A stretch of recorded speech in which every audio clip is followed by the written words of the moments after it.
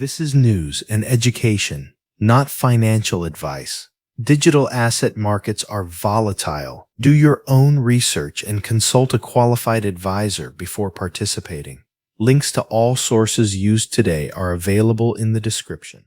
296 million USD in Bitcoin ETF outflows in 1 week, and Canada's oldest crypto ETFs felt every dollar of that move. This is news and education, not financial advice. Do your own research and consult a qualified advisor.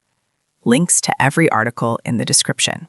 Cointelegraph is reporting that spot Bitcoin ETFs snapped a 4-week inflow streak, posting 296 million USD, roughly 411 million Canadian, in weekly outflows. Link in the description. The trigger is macro uncertainty. Traders are pulling back from directional risk across the board. This is not a crypto-specific move. It is capital going defensive ahead of uncertain economic data. The outflows are broad-based across the major U.S. products.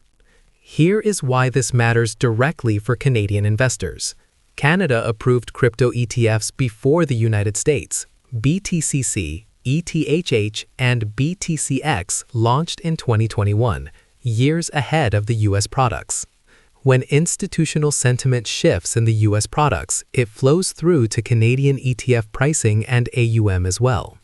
If you are holding Canadian Bitcoin ETFs through a TFSA or RRSP, your unit price tracks Bitcoin regardless of ETF flow direction, but large sustained outflows signal institutional caution, and that tends to precede broader market softness. Watch whether next week reverses this or confirms a trend. This one is worth reading in full. Link in the description. This also comes from Cointelegraph. Morgan Stanley has filed a Bitcoin ETF with a proposed management fee of 0.14%, which Bloomberg ETF analyst Eric Balchunas says would be the lowest in the market if approved.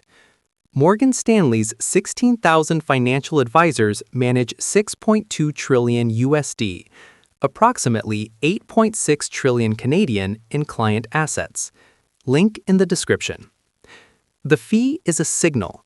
At 0.14%, Morgan Stanley is not trying to compete on a niche product. They are trying to own the mainstream advisory channel.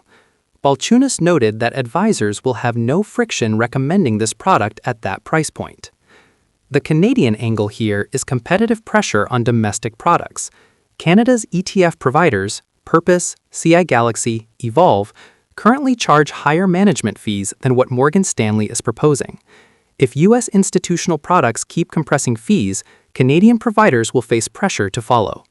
The CSA regulates Canadian ETF fee disclosures differently than the SEC does, so the exact comparison is not apples to apples, but the direction of travel is clear.